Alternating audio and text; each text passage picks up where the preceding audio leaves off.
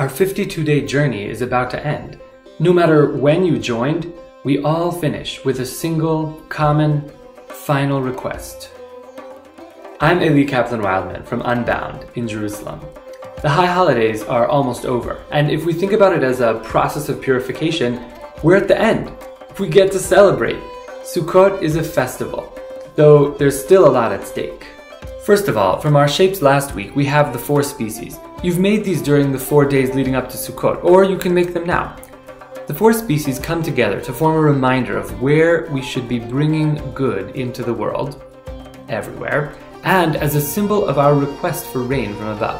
As you can see, these are derived from ancient fertility ceremonies, hence the very clear visual allusions in that direction. We bring them together and we wave them in all directions, and you could do that now and meditate on these ideas or use the traditional blessing that can be found in the PDF. And finally, Sukkot, a festival where we build an outdoor temporary structure. I know that's not going to happen for many of us. There are too many reasons why that won't quite work in 2020. So let's try to think about the essence of a sukkah and bring that into our lives for a week. A sukkah is a liminal space. It's on the verge between indoors and outdoors, welcoming and insulating. Our shapes for the first days are a combination of some elements we place in our sukkah, decorations, leaves or natural elements, and light, though this light could also be a gourd, another natural element that reminds us that this is an agricultural holiday. We also have the 3 floor plans or wall configurations allowed for the sukkah that make it enough of a shelter but also open to visitors. I think this is the perfect metaphor for how we're living these days, an unprecedented feeling of separation, not wanting to be with strangers, while we're also longing to give shelter and help the weak of society, extending a distanced hand to people suffering more than we are from the injustices of the world. On Sukkot, there's a tradition of ushpizin, of inviting a different metaphorical, historical guest every evening. Why don't you perform an act of hospitality every day of Sukkot?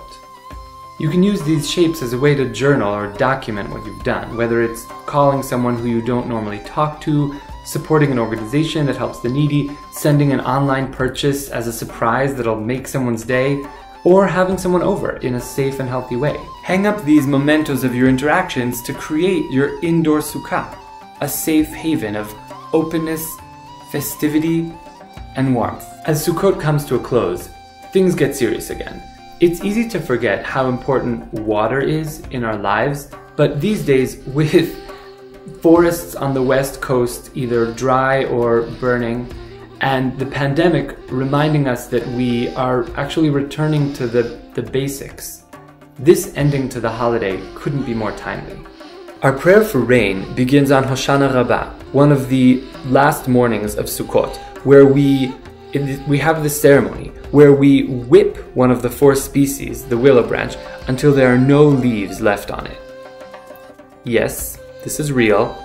I love doing it. For me, it's like a catharsis after weeks of prayer, finally leaving our future in the hand of the divine. If you're up for it, you can do something with the willow branch item that you've made previously, tearing it up and rearranging it. Will we have rain? That's the question. Will our lives be easy with abundance from above? Now is the time to have the intention that it be so. Our journey is ending with this request for rain and sustenance, for the continuation of the natural order, but there's also a mythological and storytelling element. On Simchat Torah, the final holiday of the season, we dance in circles, celebrating having finished one cycle of reading the Torah, and right then, we physically rewind it and immediately start back at the beginning. We read from Bereshit, Genesis, about the separation of light and dark, and water and land, that began the world's creation. For these final days, I've created 3 shapes that come together to create a circle. Not a single, simple circle, but an ever-expanding series of concentric circles, like a single drop of rain that creates ripples in the whole lake. Make these concentric circles in any way you want. I cut out the shapes of the ripples, but you can choose to use different kinds of paper or circles made of different materials to be our final 3 days. Just like that one drop, we can only hope that our thoughts, meditations, and actions will reverberate for the better in our own lives and in the world around us. At the end of the day, it's about creation. That's the story we go back to, and that's what we can do to bring good into the world. Create something beautiful and lasting with your own 2 hands, this year and every year. Shana Tova.